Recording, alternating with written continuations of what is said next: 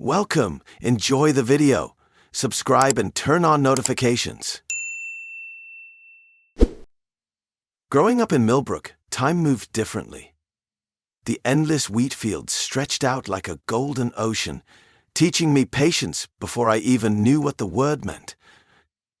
Pa's weathered Remington 700 became my constant companion during those teenage years, its worn wooden stock smooth against my cheek.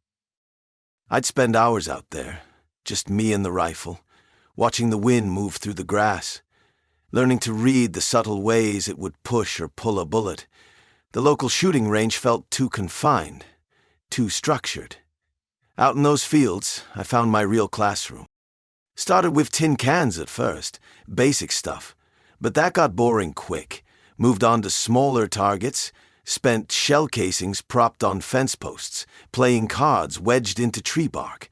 Pa noticed my growing obsession, but never said much about it. Just nodded when I'd show him my groupings, tight clusters that got tighter each month. The solitude suited me. Other kids my age were chasing girls or playing video games, but I found my peace in those quiet moments before taking a shot. The world would narrow down to just my breathing, the crosshairs, and the target. Everything else fell away. Found out I had a knack for reading distances too, could gauge range by eye better than most folks could with fancy equipment. It was like the open space of those fields had rewired my brain, taught me to see things differently. It all became useful when I joined the military. I still remember those endless hours in basic training, but it was the sniper school that truly shaped me. The instructors drilled into us that patience wasn't just a virtue, it was survival. My first real test came during qualification week. While others rushed their shots, I stayed prone for 6 hours straight, letting the desert heat bake my skin until the perfect moment arrived.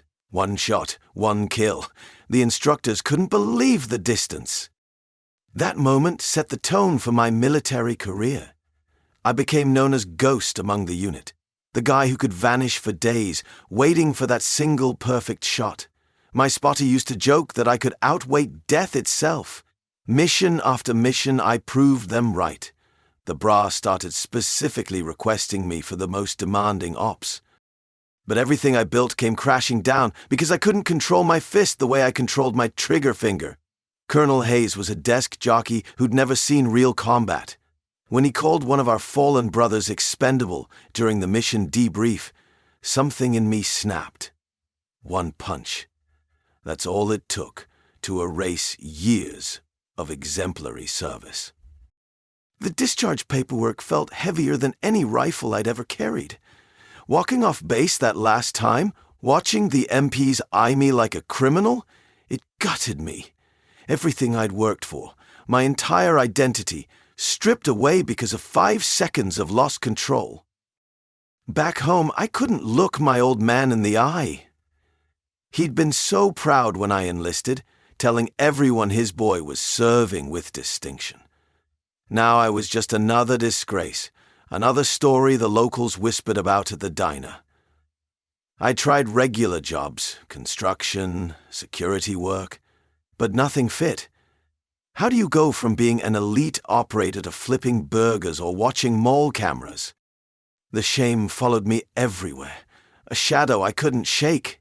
Each morning I'd wake up, reaching for a rifle that wasn't there, muscle memory searching for a purpose that no longer existed. The military hadn't just been my job, it had been my life. Without it, I was adrift, carrying skills that had no place in the civilian world. After discharge, I drifted through life without purpose. The skills I'd honed as a sniper felt wasted in civilian jobs. Then one night, browsing the dark web, I found my calling, a request to eliminate a cheating husband. The payment offered in Bitcoin caught my attention, but it was the target's profile that sealed the deal. Just like the man who'd stolen Gabrielle away. I still remember Bobby's face when he found out.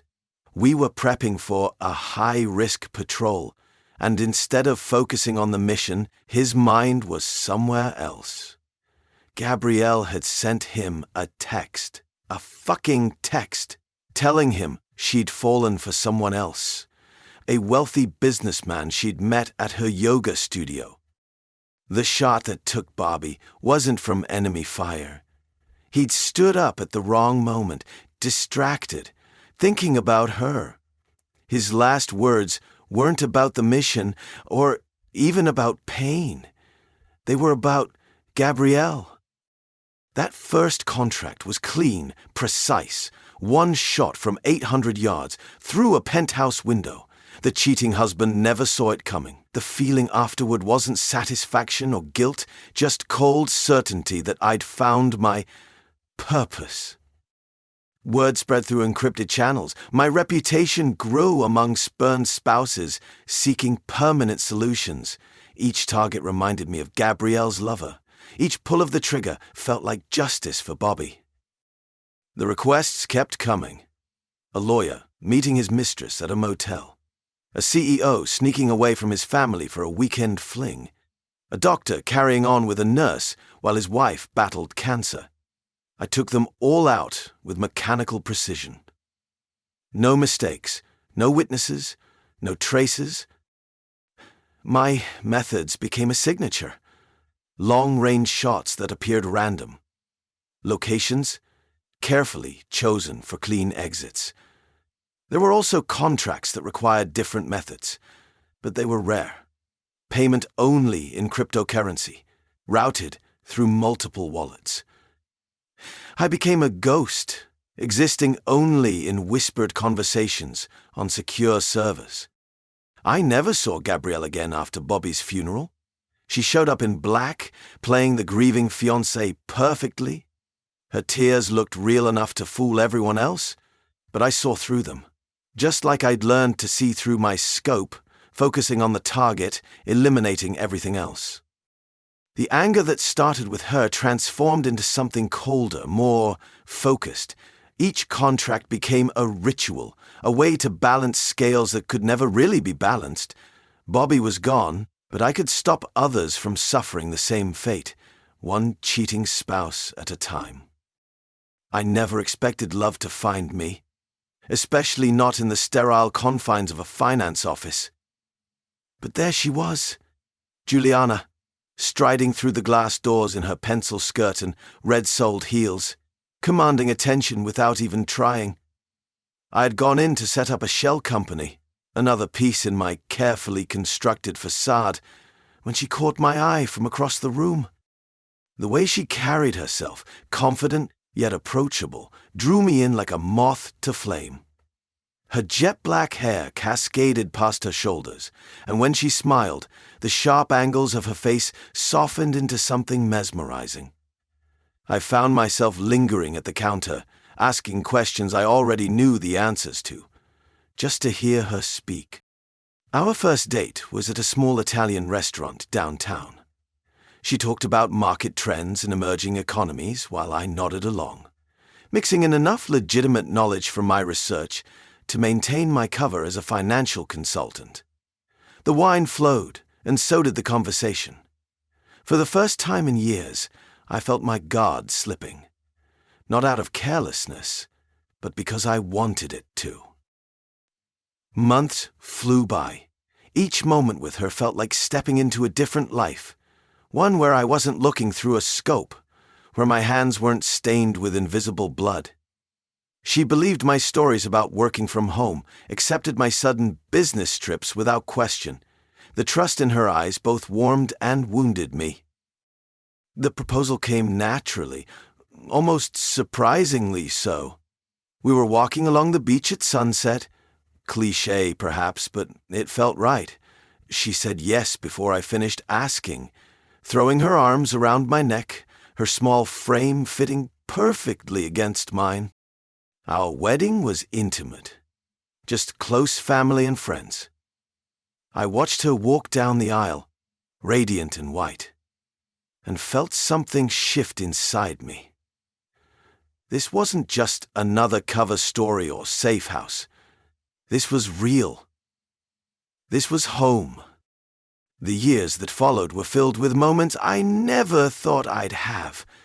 Morning coffee, shared in comfortable silence, weekend trips to the farmer's market, little domestic arguments about leaving wet towels on the bathroom floor, all while I maintained my other life, carefully compartmentalized, never letting the darkness touch our home. With Juliana, I discovered parts of myself I thought had died long ago. The ability to laugh freely, to care deeply, to want something beyond the next target. She became my anchor to normalcy, though she never knew it. Every time I returned from a business trip, her warm smile and loving embrace reminded me why I needed to keep my two worlds separate. For the first time since leaving the military, I had something worth protecting, something pure and untainted by the shadows I moved in. Juliana wasn't just my wife. She was my chance at redemption, my proof that even someone like me could find light in the darkness. The years flowed like water through my fingers. Every morning, I'd kiss Juliana goodbye, pick up my briefcase filled with mundane paperwork, and head to what she thought was my consulting job. The routine became second nature, the perfect cover for my real work. My missions took me across the country. Each target, each cheating spouse became nothing more than coordinates and wind calculations. I maintained 2 phones, one for family, one for business, 2 separate lives that never intersected. Watching Juliana with our children brought a warmth that countered the coldness of my profession. She'd dance around the kitchen, her petite frame swaying as she helped with homework or prepared dinner. Her jet black hair would catch the evening light, and I'd remember why I fell for her at that finance office years ago. The kids grew up in a home filled with love and stability. Soccer games, dance recitals, family vacations. I never missed the important moments. Between assignments, I was the devoted father and husband, coaching Little League and attending parent-teacher conferences. No one questioned my occasional business trips. My cover story was watertight. Consulting work meant irregular travel schedules. Juliana thrived in her role as both mother and career woman. Her natural charm and intelligence made everything look effortless. At corporate events, she'd work the room in her heels, turning heads and making connections. I'd watch her from across the room, admiring how she commanded attention without trying. Our passion never dimmed. Behind closed doors, we remained as attracted to each other as the day we met. Her confident smile still made my heart race. The duality of my life seemed worth it when I held her at night, knowing I could provide this life for her. For us. My workspace in the basement remained locked. Sensitive client documents was my excuse. Inside, I maintained my equipment meticulously. Rifle parts and ammunition were disguised in ordinary-looking cases. Mission details were encrypted on a separate laptop. Not once did my worlds collide. Not once did Juliana question the nature of my work. Every successful mission meant another deposit in our offshore account, securing our children's future. College funds, retirement plans, family vacations, all built on the foundation of my hidden profession. The irony wasn't lost on me, protecting other marriages by ending the lives of those who betrayed them, all while maintaining my own perfect facade. I took the contract like any other, methodically reviewing the details while sitting at my usual corner table in the dim-lit cafe. Peter Miller's file painted the picture of your typical unfaithful husband, middle management type who thought he was God's gift to women. The photos showed him entering various hotels with different companions, none of them his wife. Scrolling through the surveillance data on my tablet, I noted his patterns. Every Thursday afternoon, 2:30 p.m., he'd walk into the Marriott downtown, claiming an extended lunch meeting. Classic move. The client wanted it clean, professional, and most importantly, a message to others like him. I spent 3 days doing recon, found the perfect spot across the street, an empty office space under renovation. The building manager was easy enough to bribe, A few $100s bought me access to what he thought was a photography project of the city skyline. Through my scope, I watched Peter's routine unfold. He'd park his silver Audi in the same spot and straighten his tie in the reflection of the lobby windows, and swagger in like he owned the place, the confidence of a man who thought he was untouchable. This Thursday would be different. I'd picked my moment, plotted the trajectory, accounted for wind, speed, and direction. Just another job, I told myself. One more mark, one more payment. Then I could finally walk away from this life. The morning of, I arrived before sunrise, setting up my equipment with practiced efficiency. The early hours ticked by as I observed the street through my scope, watching the city wake up. For some reason, this job felt different. Maybe it was knowing it would be my last, or maybe something else, a nagging feeling I couldn't quite place. I settled into position, my rifle finding its familiar rest on the window ledge of this dusty, abandoned office building. The scope gave me a perfect view of the hotel across the street, room 742, just as the client specified. The late afternoon sun cast long shadows, but visibility remained crystal clear. Peter's silver BMW pulled into the hotel parking lot right on schedule. Through my scope, I tracked his movement from the car to the lobby. Standard protocol: observe the target, confirm identity, document the infidelity, then take the shot. I'd done this dozens of times. The elevator light blinked on the 7th floor. Room 742's door opened. Peter entered first, his wedding ring catching the light as he held the door. My finger rested beside the trigger, waiting for visual confirmation of his companion. The woman who stepped through that door froze the blood in my veins. Those delicate shoulders, that jet-black hair, the way she carried herself, I'd know that silhouette anywhere. My scope followed her movements in desperate denial, but there was no mistake. My wife, Juliana, ran her fingers down Peter's chest as he closed the door behind them. The rifle trembled. My hands never trembled. Through the scope, I watched them embrace, her small frame pressed against his larger one. She threw her head back, laughing at something he whispered, that same musical laugh that used to be only for me. Her nimble fingers worked at his tie, while his hands found the zipper of her dress. Red clouded the edges of my vision. My trigger finger twitched with raw, primal need. One pull would end this betrayal forever.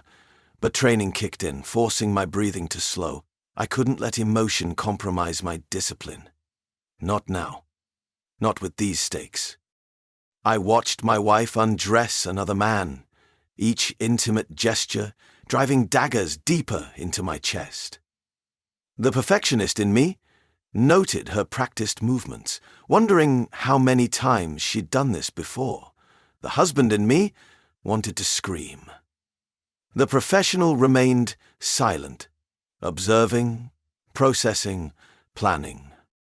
My hands shook as I placed the last tracker under Peter's BMW, fighting to keep my composure in the dim light of the hotel parking garage. Years of training helped steady my breathing, but nothing prepared me for the rage burning through my veins. The magnetic device clicked softly into place, another piece in my surveillance web.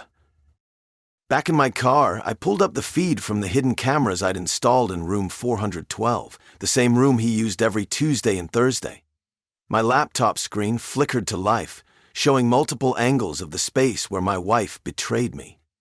I'd mounted them precisely, one above the bed, another facing the entrance, and a third capturing the sitting area. The text messages between them filled my screen. Pet names, inside jokes, plans for their next meeting. Each message from Juliana felt like a bullet to the chest. My military training taught me to compartmentalize, but this cut deeper than any combat situation. Every night, Juliana called me during her late meetings at the office. Her voice dripped with honey as she fed me lies about financial reports and client dinners. I recorded every call, documenting each fabrication while watching her real location ping on my tracker. "Miss you, babe," she'd say, her words echoing through my earpiece while I watched her car parked at the hotel. "Just wrapping up some paperwork. I'll be home soon." The GPS tracker showed her car sitting in that same spot for hours. The hotel cameras caught her walking through the lobby, taking the elevator to the 4th floor, her black hair bouncing with each confident step. That smile I once loved, now twisted into something painful. I compiled everything methodically. Timestamps, locations, photos, recordings, each piece of evidence carefully organized in encrypted folders. My sniper's patience served me well as I built my case, watching through my digital scope as they grew bolder, more careless. The sequence repeated like clockwork. Peter would arrive first, checking in under his usual alias. Juliana would follow 20 minutes later, her wedding ring absent from her finger. They never left together, maintaining their illusion of discretion while I documented every moment. I stood outside Peter's hotel room, my heart steady as a metronome. Through the peephole viewer I'd installed earlier, I watched him loosen his tie and kick off his shoes. Same routine as the past 3 nights. A quick shower, then straight to his laptop to check emails before bed. The master keycard I'd cloned slid silently into the lock. 3 seconds after his bathroom door clicked shut, I was inside. The shower's steady stream masked my movements as I positioned myself in the darkened corner of the room, next to the desk where his laptop sat. 10 minutes passed. The water stopped. I waited, keeping my breathing shallow, controlled. Peter emerged in his hotel robe, droplets of water still clinging to his thinning hair. He hadn't noticed me yet, his attention fixed on his phone as he walked toward the desk. "You've been busy lately, Peter." My voice cut through the silence. He spun around, phone clattering to the carpet, his face drained of color as he registered my presence and the gun that I was holding. I stayed in the shadows, letting fear do its work. What do you want?" His voice cracked. "Just answers. About Alina." His posture changed subtly at the name. A slight stiffening of his shoulders. A twitch at the corner of his mouth. Guilt written in every micro-expression. "I don't know any Elena. The lie came too quickly, too rehearsed." I pulled out my phone, played the recording from last week's rendezvous. His voice, Elena's giggles, promises of leaving their spouses. His face crumpled as the audio filled the room. "Please, I can explain. We can work something out." Sweat beaded on his forehead despite the room's cool air. "Start with the truth, Peter. How long?" 6 months. He sank into the desk chair. "It just happened. We met at a conference. Had drinks." The words tumbled out now, a confession born of terror. Oh, I listened silently as he detailed their affair, meeting spots, hotel rooms, lies told to spouses. My expression remained neutral, even as he described their last encounter, the same night Juliana had cried herself to sleep, thinking she was going crazy for suspecting him. Once he'd emptied himself of excuses, I reached into my jacket pocket. The small aerosol container felt heavy in my hand. Peter's eyes locked onto it, widening in recognition of danger. "What is that? Please, I have money." One quick spray, odorless, colorless. He wouldn't even know he'd inhaled it until his heart started racing. The chemical was already working its way through his system as he backed away, stumbling over his own feet. "Getting hard to breathe?" I watched him clutch his chest. "That's normal. Your heart's working overtime now." Fear and understanding dawned in his eyes. As his legs gave out, I caught him before he hit the floor, guided him to the bed. No bruises. No signs of struggle. Just another middle-aged man with too much stress and too little exercise. Who are you?" he gasped between labored breaths. I leaned close, made sure he could see my face clearly. Juliana's husband. The shock in his eyes was worth breaking my usual protocol of anonymity. His mouth worked soundlessly as the realization hit him, but the chemical had already done its job. His heart gave one final, irregular flutter, and then stopped. I straightened his robe, positioned him naturally on the bed, planted the bottle of erectile dysfunction pills from his toiletry bag on the nightstand.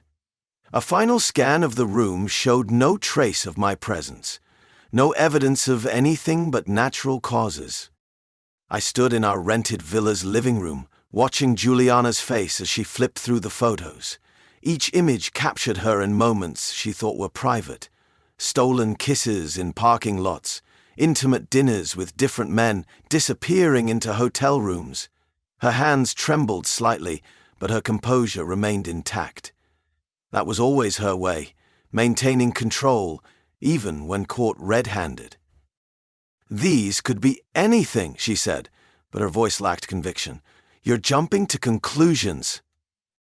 I pulled out more photos from my briefcase. 3 years' worth of conclusions, Jules. Different cities, different men, all documented. The color drained from her face as reality set in. She sank into the leather armchair, the stack of photos scattered across her lap. Outside, waves crashed against the beach, a rhythmic sound that used to soothe me but now felt like a mockery of peace. It didn't mean anything," she whispered. "They were just physical. I never stopped loving you." The words hit me like bullets, each one designed to wound. I'd heard similar explanations from countless target spouses before pulling the trigger. The irony wasn't lost on me. "You bucked other men in the same hotels we stayed in for our anniversaries." My voice came out cold, controlled. "You met them during our family vacations, while I was home with the kids." Juliana's eyes welled up. "I can explain. The attention, the excitement. I got carried away, but you were always my home, my life." "Don't," I cut her off. "Don't try to minimize this. You had choices. Every single time, you chose to betray me." My hands clenched into fists. Years of military training and professional discipline kept me rooted in place when everything inside me wanted to explode. The same skills that made me an excellent sniper now prevented me from losing control. "Please," she reached for me. "We can work through this. Think about our family, our life together." I stepped back, her touch suddenly repulsive. "Our life together was a lie. You've been living a double life all this time." Another bitter irony, considering my own secrets. Without another word, I walked to our bedroom and pulled out my pre-packed suitcase. Juliana followed, her small frame blocking the doorway. "You can't just leave. 20 years of marriage, Liam, you can't throw that away." "You already did." I moved past her, my shoulder barely brushing hers. "You threw it away, piece by piece, every time you chose them over us." The villa's front door opened easily, the warm coastal air hitting my face. Behind me, Juliana's sobs echoed off the walls, but they didn't reach me anymore. I loaded my suitcase into the rental car, slid behind the wheel, and started the engine. Through the rearview mirror, I watched Juliana standing in the doorway, her black hair whipping in the wind. She looked small, vulnerable. Nothing like the confident woman who had systematically destroyed our marriage. I pulled away from the villa, leaving behind years of memories and lies. The coastal highway stretched before me, empty and inviting. For the first time in years, I felt the weight of pretense lifting. No more playing the devoted husband while she made a mockery of our vows. No more maintaining the facade of normalcy. The sun began to set over the ocean, painting the sky in shades of orange and purple. I kept driving, putting miles between myself and the wreckage of my marriage. The road ahead offered no answers, but at least it offered escape. Freedom. Hey everyone, if you enjoyed the story, remember to like, subscribe, and comment on the video for more stories like this. Don't forget to turn on notifications so you never miss an update. If you have any similar stories to share, leave them in the comments and we'll make sure to bring them to life. Thanks for watching.